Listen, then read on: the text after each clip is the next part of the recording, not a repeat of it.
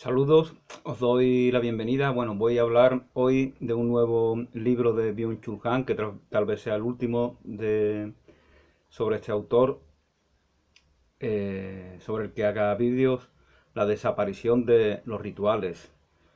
Se nos dice aquí que los ritos son al tiempo lo que la morada al espacio. Una cita que recuerda el autor.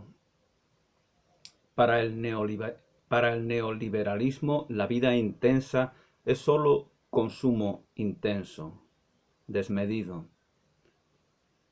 El espacio público, la comunidad, se desintegra en espacios privados, a imagen y semejanza del Estado, rodeado de fronteras, pues a imagen y semejanza de ellos se van conformando todos los pequeños grupos y el propio paradigma que rige en cada individuo. Ese es el individualismo aislacionista, ¿no? Ahí se van forjando trepas que, que compiten, que se confrontan en su hábitat a todo a cuanto le rodea.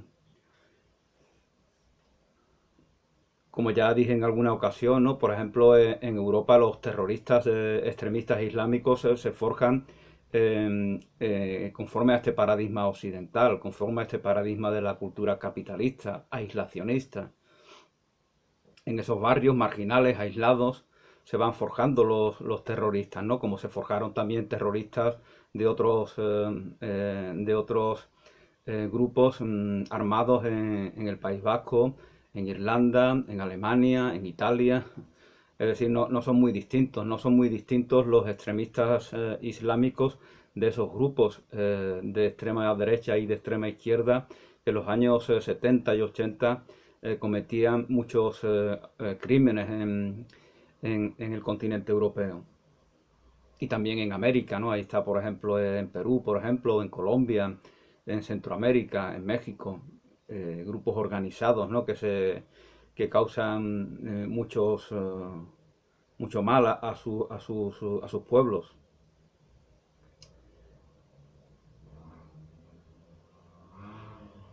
La desaparición de los rituales profana y degrada a la vida, reduciéndola a la mera supervivencia. Es un poco como esa mente reptiliana de la cual se suele hablar, ¿no? Es la mente más burda, más básica, más elemental. Ya solamente se busca la supervivencia, confrontándose a todos, a todas y a todos en beneficio del propio ombligo, del propio ego, de la propia satisfacción, del propio crecimiento. Somos nada, ya como hacía en mi crítica al existencialismo en vídeos previos, somos hijos de la nada, por lo tanto tenemos que robar desde afuera aquellos que nos proporcione algún valor. Esa es la consecuencia de filosofías como el existencialismo desde mi punto de vista particular. La red es un no lugar, la red no es un lugar. Aquí yo subo este vídeo, este conjunto de bytes, de megabytes o lo que sea, y está ahí expuesto para que alguna que otra persona casualmente se tope con él, ¿no? Pero no tenemos relación alguna, no somos parte de una comunidad, de un clan, de una tribu. Eh, es un no lugar. Eso es lo que produce este código binario ingeniosamente trabajado hasta convertirlo en la red mundial que es Internet.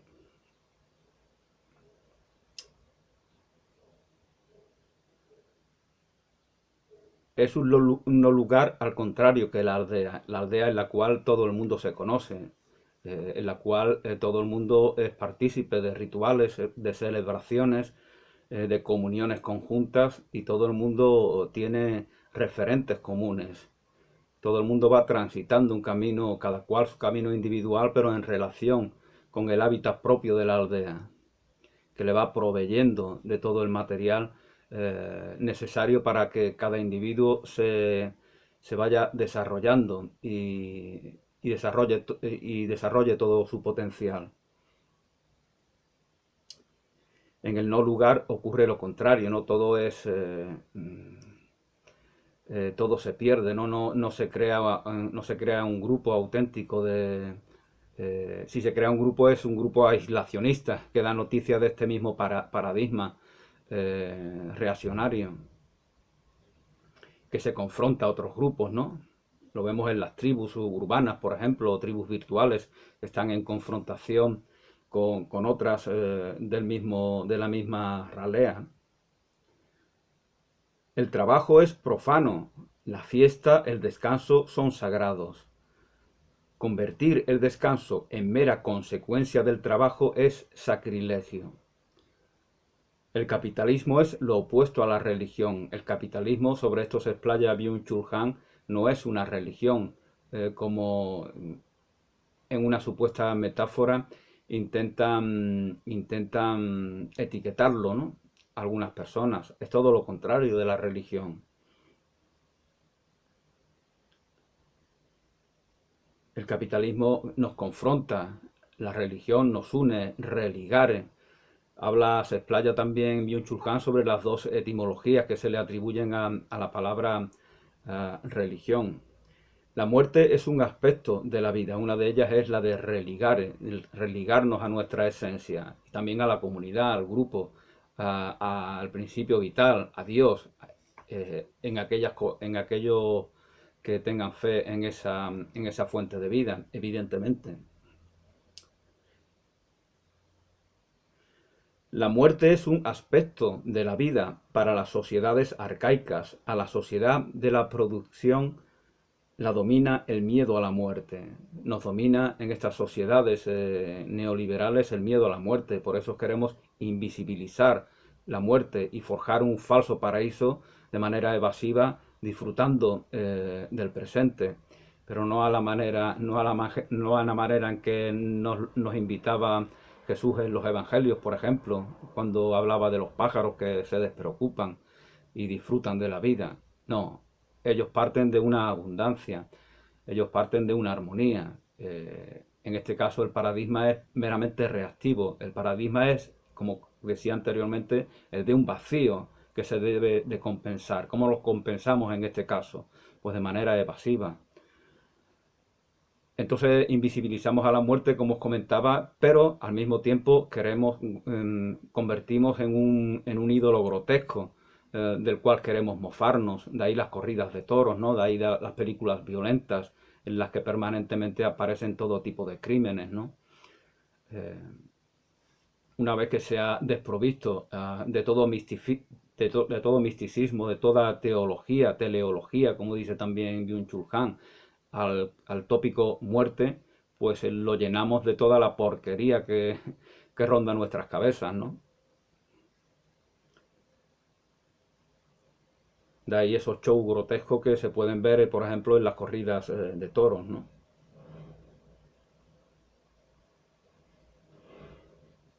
La cortesía es más arte que moral. La cortesía no es moral, ¿no? Yo he vivido en Inglaterra y he visto un tipo con un pedazo de tatuaje aquí de una carabela y me hablaba cortésmente. Sorry, mate, you first, please, please, please. No problem, no problem.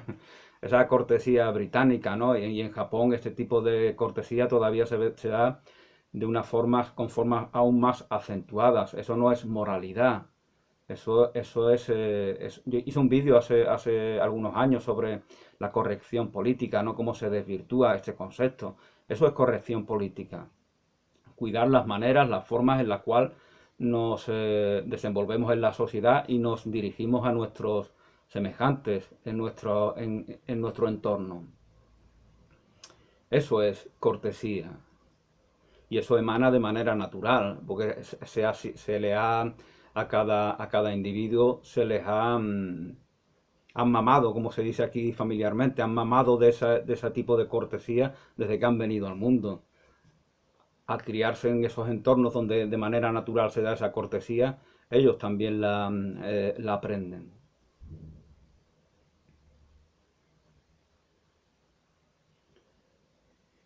Por ejemplo, la ceremonia del té, no todos los pueblos viejos convierten toda su cotidianidad, todos los tópicos de su cotidianidad lo convierten en algo ceremonioso, ¿no? Lo vemos también en Japón con las ceremonias del té, ¿no? Y en infinidad de rituales, ¿no? Cuando los luchadores de sumo se enfrentan, pues hacen determinado ritual. No digo que posiblemente pues también esté desvirtuado, incluso en Japón, este tipo de cosas, ¿no? Y todo caiga en la rutina. Lo rutinario es exactamente lo contrario de lo ceremonioso, de lo ritual. Porque en lo rutinario no hay un espíritu, ¿no? No hay una presencia completa de aquellos que están participando en esa ceremonia, sino que hay una mera repetición hueca. Es el problema de cuando todo se convierte en un negocio, ¿no? Tal vez en espectáculos como el sumo pase esto también, digo yo, ¿no? No entiendo mucho de esto, ¿no? Pero se convierte en un negocio, es una competición, es un mero espectáculo por el que paga la gente para verlo, ¿no? Ya no tiene ese sentido trascendente que en su esencia tenía. Y esto es aplicable para infinidad de cosas, de espectáculos que también han perdido su esencia. Cuanto más moralizante es una sociedad, más descortés se vuelve, ligando a lo que antes comentaba, ¿no? La cortesía no es moralidad. La necesidad de moralizar a nuestros semejantes da noticia de que tememos o tenemos una idea de que somos seres degradados, depravados, somos hijos del mal, del pecado, o somos en la inversión existencialista somos nada que tenemos que competir, combatir por intentar ser algo. Esa es la versión de la tradición de las religiones que presentan al ser humano como algo bajo, sucio, vil y despreciable. Esa es la versión en modo existencialista.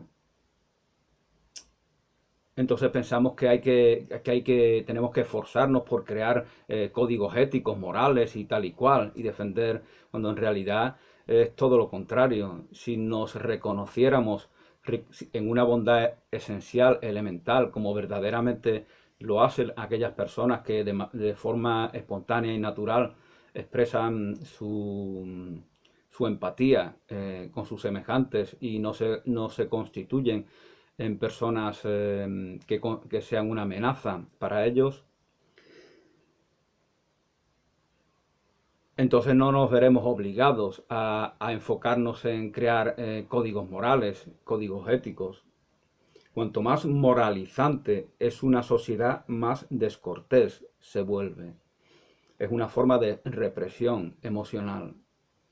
La guerra moderna degrada al soldado profesional, mercenario, convierte al soldado en un mercenario, ya soldado, es decir, aquel que está a sueldo, como recuerda Byung-Chul Han, a sueldo, que cobra un salario por ejercer esa profesión, no tiene vocación, no es un guerrero que tiene una vocación, que forma parte de una élite, como acontecía en siglos pasados, ¿no? Es todo lo contrario de un guerrero. La guerra moderna degrada al soldado y lo convierte en un criminal, en un asesino. Solamente hay que ver las películas americanas, ¿no? Cuando vemos a estos pobres chavales muertos de miedo, disparando ahí. Están ahí. No, eso no es un guerrero, eso es un pobre crío que está muerto de miedo.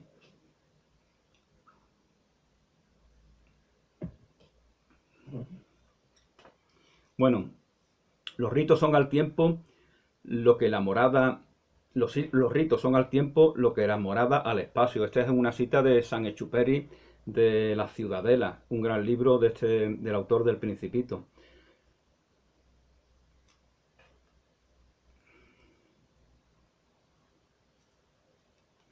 El hombre es un simbolón que añora su integridad platónica.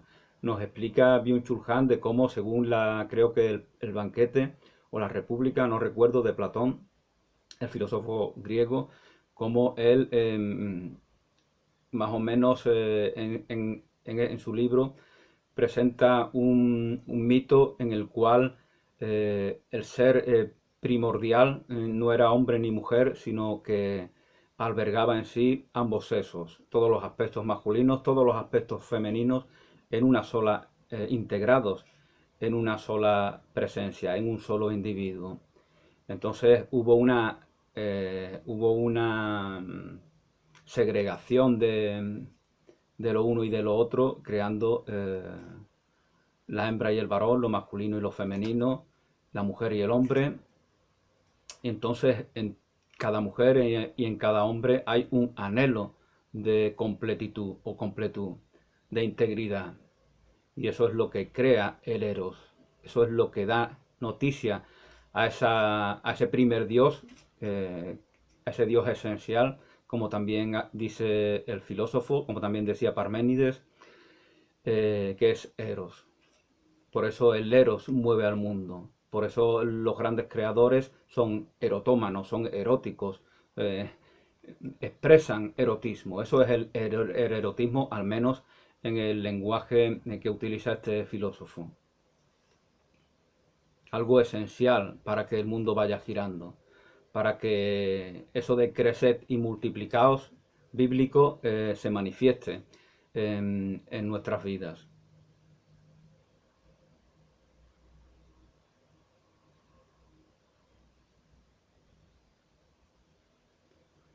Bueno, el fin de la revolución era cambiar al mundo consumiendo. Eso dice Byung-Chul Han.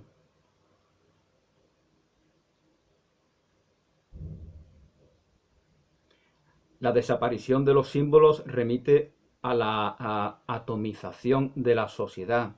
Los símbolos juegan un papel fundamental, ¿no? Sobre esto habla, por ejemplo, Mircea Eliade en sus libros. Y esta desaparición convierte a los individuos en narcisistas.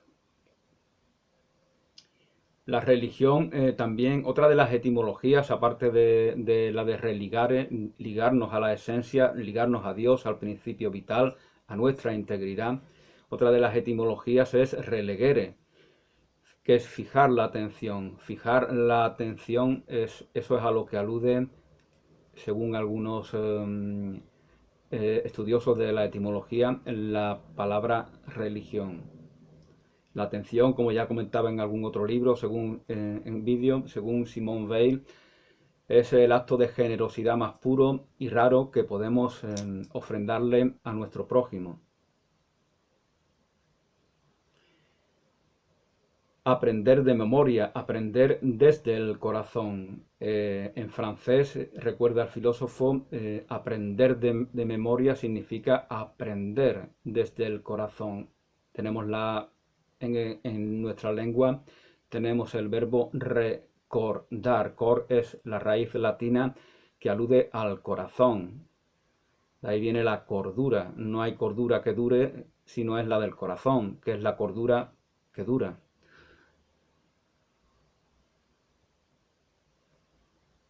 Solo el corazón puede recordar y se da el recuerdo, que es volvernos a nuestro estado de ser cuerdo esencial. La sensación de vacío impulsa la comunicación y el consumo. La sensación de vacío, os recuerdo el tópico existencialista al cual me referí, sensación de vacío, no somos nada, hijos de la nada, no hijos de una madre, no hijos de una tradición, no hijos de unos elementos vitales, comunitarios, que nos recuerdan esos rituales, esas ceremonias, sino somos hijos de la nada, confrontándonos con todo para así improvisar para nosotros un valor. Esa es la cultura del trepa, que se normaliza en nuestras sociedades. La sensación de vacío impulsa la comunicación y el consumo, la comunicación hueca que realmente no es efectiva, porque se trata de una cháchara impertinente, reactiva. No se está construyendo nada. La comunicación digital está descorporizada, ya no hay un cuerpo real, No puedo extender mi mano y tocarte el hombro, no puedo darte un abrazo. No, es imposible. Esto es una pantalla. Esto es un 1-0 multiplicado infinitamente. No es algo real. Y no solamente se anula el cuerpo en el sentido del propio cuerpo físico, sino también el cuerpo social. Ya no es en el sentido de cuerpo de bomberos, cuerpo de policía, por ejemplo. Ya, el cuerpo viene de corazón también, viene de corpus, es decir, la obra del corazón, coropus, la obra del corazón, la expresión del corazón. Por eso el cuerpo, como bien dice Jesús de Nazaret, es el templo del Espíritu, porque está a su servicio y porque es la expresión de su esencia. Si verdaderamente lo expresa en su verdad. Bueno, entonces nos habla también Byung-Chul Han del arte de los lunares, ¿no? Creo que en la Francia del siglo XVIII, ¿no? Eh, cuando es como el abanico en España, ¿no? El abanico que usaban las damas de siglos pasados, ellas pues tenían un lenguaje muy que se iba, cada vez se iba volviendo más complejo.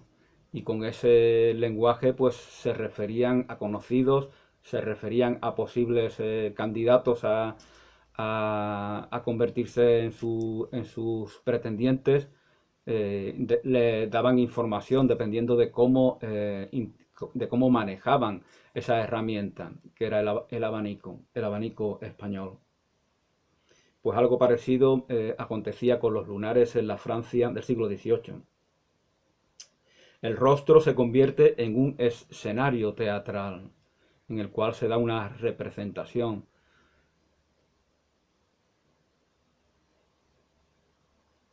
Lo dice en el sentido más positivo de lo teatral. Todos estamos en el gran teatro del mundo representando. Solo es malo si no representamos bien, si no interpretamos bien. Si lo hacemos, pues entonces vamos por buen camino. Los tatuajes convierten al cuerpo en un espacio publicitario. Ya no son los tatuajes que tenían un sentido, aunque sea un poco a nivel popular, tenían un sentido de clan, ¿no? Que los vemos en los marinos, que se tatuaban mucho, en los presidiarios, que también lo hacían, o en los miembros de la Yakuza, por ejemplo, la Yakuza japonesa, ¿no? La mafia, la organización criminal mafiosa más antigua y más, quizá más poderosa, al menos así lo ha sido por décadas del mundo.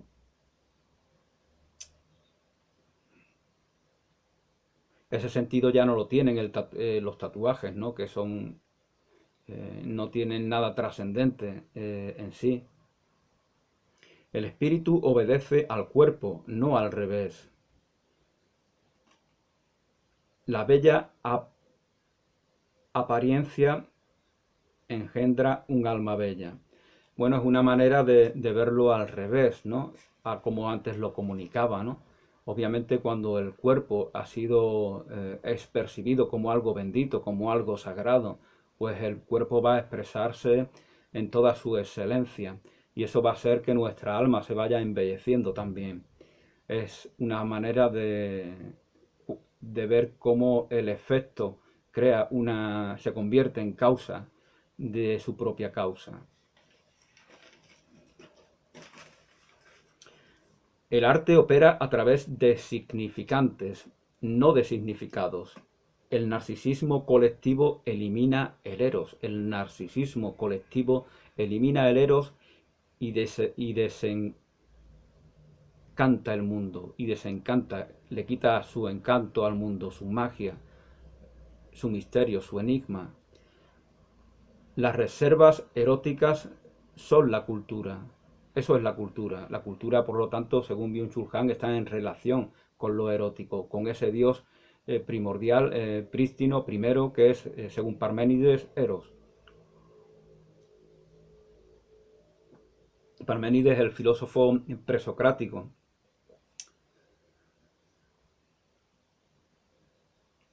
Cerrar los ojos, nos habla Byung-Chul Han de cómo contrapone Internet en donde nuestros ojos siempre están abiertos, siempre tienen que estar pendientes de algo, porque si no, eh, la acción de por sí no tiene sentido. mm, con el hecho de cerrar los ojos. Los amantes cuando se besan cierran sus ojos, ¿no?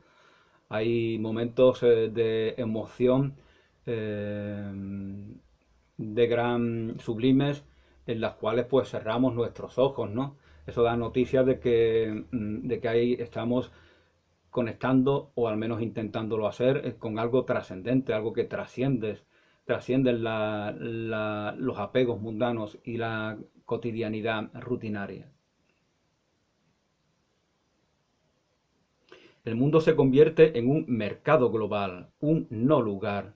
Como antes comentaba, se eliminan las fronteras por puro interés mercantil. No trascendemos las fronteras porque el amor expanda nuestros corazones, ¿no? Y nos reconozcamos en una fraternidad universal y por lo tanto ya no vemos función ni propósito alguno en las fronteras que nos separan. No, las eliminamos para mercadear por pura idolatría capitalista, por puro mercantilismo, por pura codicia. Eso es lo que elimina las fronteras. Esa es la Unión Europea. Se eliminan fronteras por codicia. No hay valores, no hay principios, no hay derechos humanos, no hay ideales, no hay propósitos, no hay comunidad, no existe absolutamente nada. Es la misma Europa de la Segunda Guerra Mundial, de la Primera Guerra Mundial, de Napoleón expandiéndose por toda Europa y asesinando a millones de personas. Seguimos en esa misma Europa. No ha cambiado absolutamente nada. Es mi opinión, por lo menos.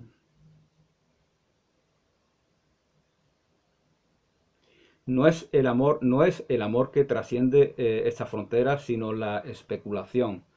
Como antes comentaba, la comunidad sin comunicación deja paso a la comunicación sin comunidad. Este es el sentido de comunicación al cual antes me refería. No hay comunidad, no hay comunicación. La comunidad sin comunicación, estamos incomunicados. Cada uno es una isla confrontada a sus propios semejantes.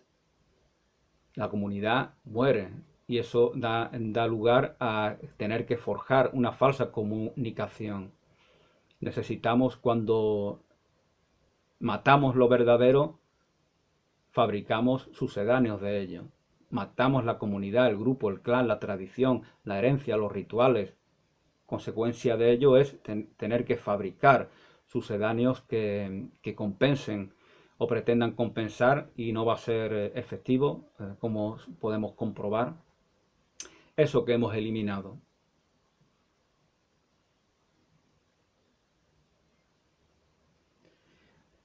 La comunidad sin comunicación deja paso a la comunicación sin comunidad, comunicación hueca o no efectiva.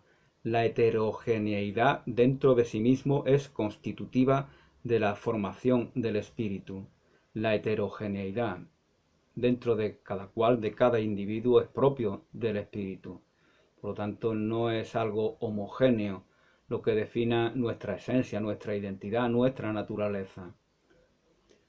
La exclusión de lo foráneo lo colapsa. Se forja una hipercultura, que es una versión consumista de la cultura. La cultura queda eliminada y se forja una subcultura o hipercultura, como la llama Byung-Chul Han. Envejecemos sin llegar a hacernos mayores. Cada vez vivimos más, ¿no? Pero ¿para qué? Para darle continuidad a una vida ociosa, evasiva, sin principios, sin fin. Envejecemos sin llegar a hacernos mayores porque hemos derogado los ritos de paso. En la antigüedad era costumbre de que había una serie de rituales en los cuales se escenificaba el haber llegado a determinada edad, ¿no? Lo vemos, por ejemplo, Un hombre llamado Caballo, me parece que se llama esa película, ¿no? Donde al joven que ha llegado ya a edad de guerrero, pues lo enganchan por los pezones y lo suben para arriba, una cosa que no es grata de pasar, pero de una manera un poco bestia, pues hacían esos rituales, ¿no? En los cuales el chico ya se sentía que era un hombre, que podía servir al grupo, a la comunidad, al clan, ejerciendo lo propio de un adulto.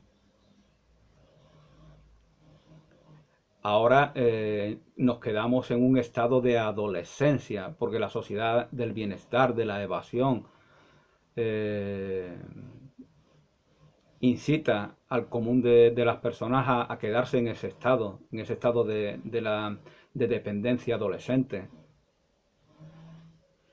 que es normal en quien sea adolescente, en quien tenga 14, 15, 16, 17 años, pero cuando ya tiene 20, 40, 60, pues ya no es normal. Ya quiere decir que no has ido progresando, no has ido incorporándote al nuevo rol que la vida, que la progresión de la vida te está facilitando.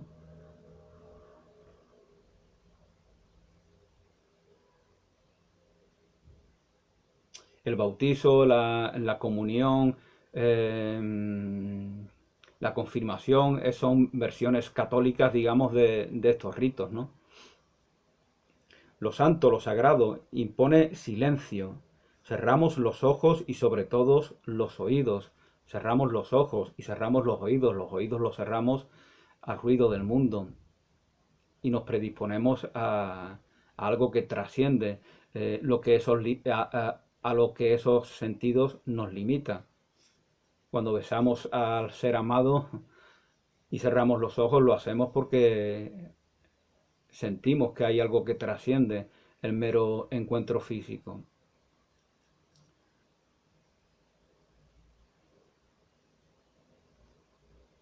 Aprendemos a escuchar y a mirar de la misma manera que aprendemos a hablar, a comunicarnos, a hacer uso de la lengua oral y escrita, pues de la misma manera se aprende a mirar y se aprende a escuchar. Pero en nuestras sociedades no se enseña a llevar a cabo ese tipo de aprendizajes.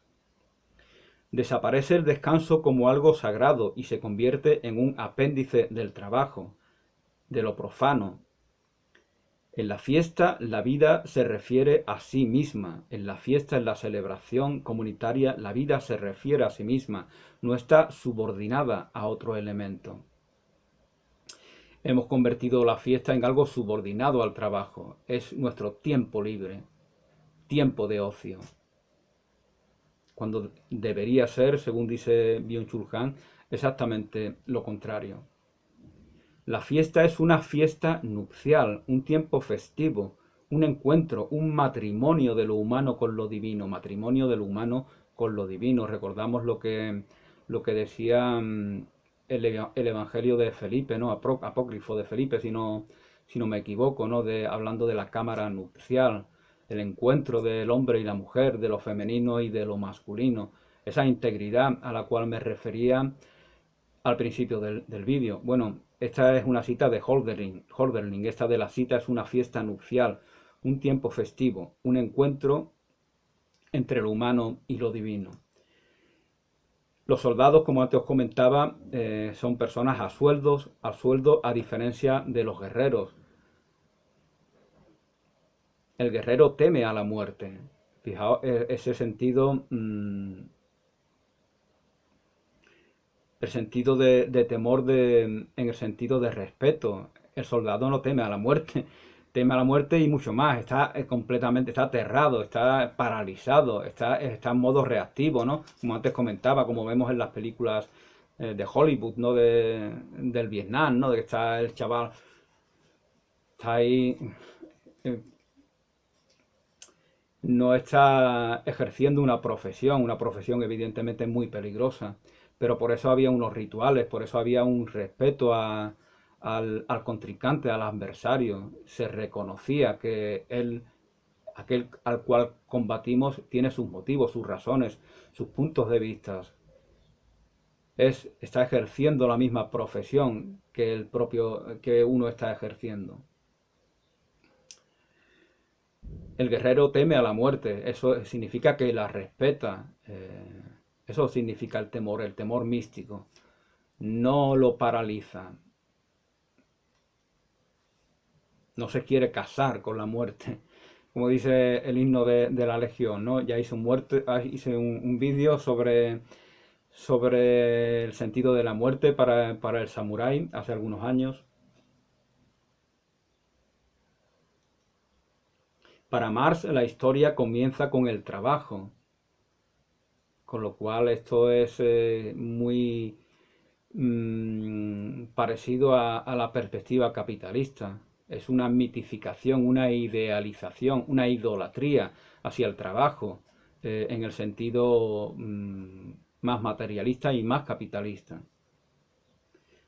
El derecho a la pereza, ¿no? Bueno, nos habla de este libro de Paul Lafarge, o como se llame, que era el nuero de Karl Marx, que yo no he leído, ¿no? Y en el cual pues se da una réplica a las ideas, a esa idolatría del trabajo que puede hacer el marxismo y por supuesto el capitalismo. Nos habla también de los haikus, ¿no? Algo que yo comenté hace años de que los haikus no se pueden escribir en ningún otro idioma que no sea el japonés. El haiku es algo plástico también.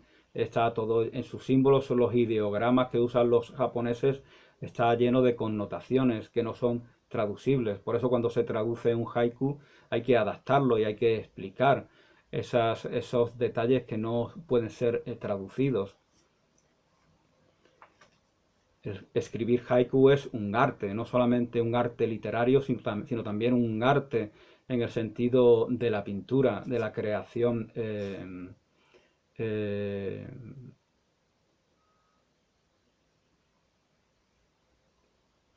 de otras artes que no son la propia literatura.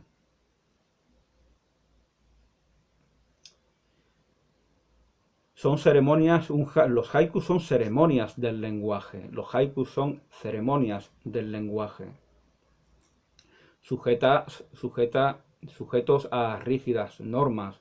Es el imperio de lo breve, no del decir mucho en pocas palabras. No se trata de decir mucho en pocas palabras. Se trata de impresionar, de que algo florezca en esas 17 sílabas que componen esta poesía japonesa llamada haiku o haikai, como se decía también. Cuanto más moralizante es una sociedad, más descortés se vuelve. La cortesía, la elegancia, es una expresión que emana naturalmente, no porque uno se ajuste a unas reglas. La disciplina, no puedes disciplinarte en cierto sentido. La disciplina debe de darse de por sí. Somos disciplinados, somos fieles, somos generosos porque hemos creado una identidad, hemos forjado un personaje que da noticia de todo ello. No podemos improvisarlo, no podemos esforzarnos por ser disciplinados, por ser corteses, por ser generosos, por ser elegantes. No se trata de esfuerzo, no se trata de hincar los codos, se trata de comprensión y conciencia.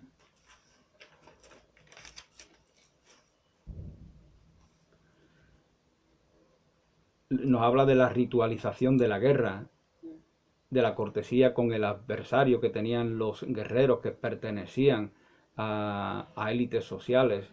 No eran los pobrecitos que se metían al ejército porque no han podido estudiar, ¿no? Porque no han podido ganarse la vida. Los ejércitos en países como España están llenos de personas que sin estudios, de soldados que no tienen vocación de servicio, que no tienen vocación de la vigilancia y en la seguridad, ni vocación ni formación, que son convertidos, lo decía Byung-Chul Han, no yo, son convertidos en criminales en cuanto van a la guerra.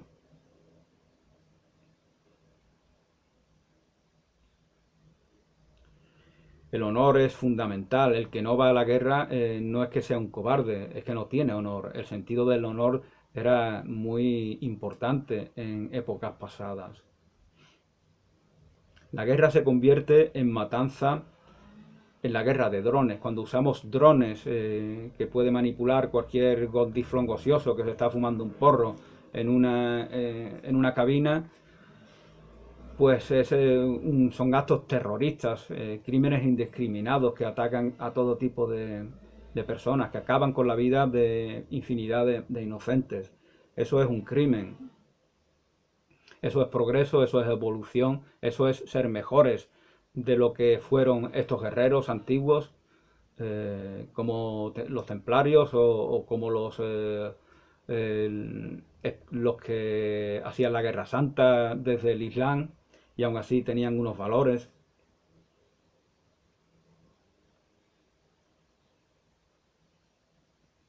que ya no tienen tampoco en esa religión los terroristas.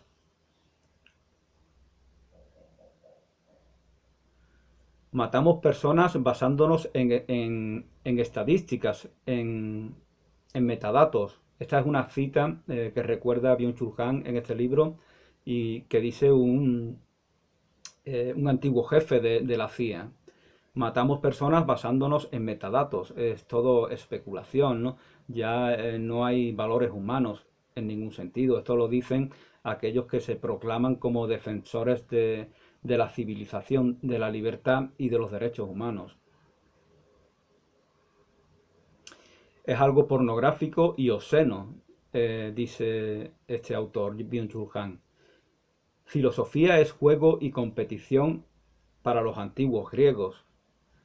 Del enigma se forja el mito, en un proceso de búsqueda de la verdad y de lo trascendente. Del enigma se forja el mito. El mito, por lo tanto, está lleno de contenido trascendente que nos provee de información importante para el conocimiento de uno mismo y del universo.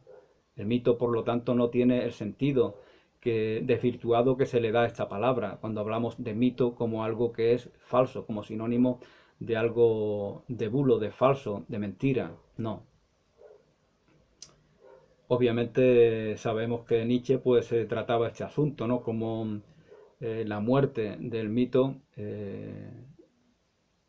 a través del advenimiento de la filosofía socrática eh, supone una castración de muchos valores que empezaron a perderse. En el banquete de Platón se da esta competición, ¿no? Se encomiendan a Dioniso precisamente y los filósofos están compitiendo eh, sentados a la mesa, cada uno haciendo compartiendo su plática de manera extensa y detallada, y es un ejercicio de competición. Hay algo de lúdico en ello, y no por ello no se deja de llegar a conclusiones valiosas para todos. No solo no es un impedimento, sino que lo lúdico es verdaderamente lo que estimula a que se llegue a una conclusión más positiva para todos. Eros es el dios más antiguo según Parménides, como antes recordaba. Kierkegaard compara la seducción con la esgrima. La seducción es la esgrima. Comparar la esgrima, el arte de la esgrima, que vemos en las películas esas de los años 30 y 40, con ese soldado muerto de miedo que tirando tiros como el que está disparando en el monte, ¿no? Es exactamente todo lo contrario. El uno, lo primero es un arte y lo segundo es simplemente un sujeto movido por el pánico, por el aterrado, despavorido. La libido es hostil al juego. La libido o libido es hostil al juego. La libido y el impulso son formas de producción opuestas a la seducción. Vivimos en sociedades que rinden culto a la libido. Todos quieren eyacular pronto, ya, rápido. El disfrute que se dé ya. Terminemos pronto. Acabemos con esto. De ahí el triunfo de los shorts, ¿no? Que veis en esta misma en esta misma web de YouTube, todos quieren ver shorts. Quieren que se les provea de mucha información en poco tiempo. Quieren terminar rápido, no quieren recrearse en su formación, en su comunicación, en su departir con sus semejantes. La libido es hostil al juego. La libido y el impulso son formas de producción opuestas a la seducción. La pornografía es un dispositivo exhibicionista neoliberal. ¿Qué es la pornografía? Un dispositivo exhibicionista del neoliberalismo. El cuerpo es pornográfico cuando se reduce a su funcionamiento. Comentaba anteriormente de que el cuerpo era el templo, no lo comentaba yo, sino se dice en la Biblia, el cuerpo es el templo del alma. Obviamente deja de serlo cuando la pornografía, como nos dice aquí Byung-Chul Han, cuando el cuerpo es pornográfico, cuando se reduce a su funcionalidad material, se convierte en pornografía, a su funcionalidad básica. Ya no es el templo del alma. La demastía, así termina este libro de Byung-Chul Han, la demastía, la desaparición de los rituales, la demastía o exceso de positividad enferma a la sociedad.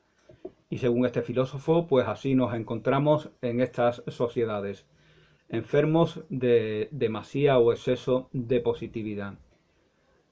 Gracias, bendiciones y hasta una nueva oportunidad.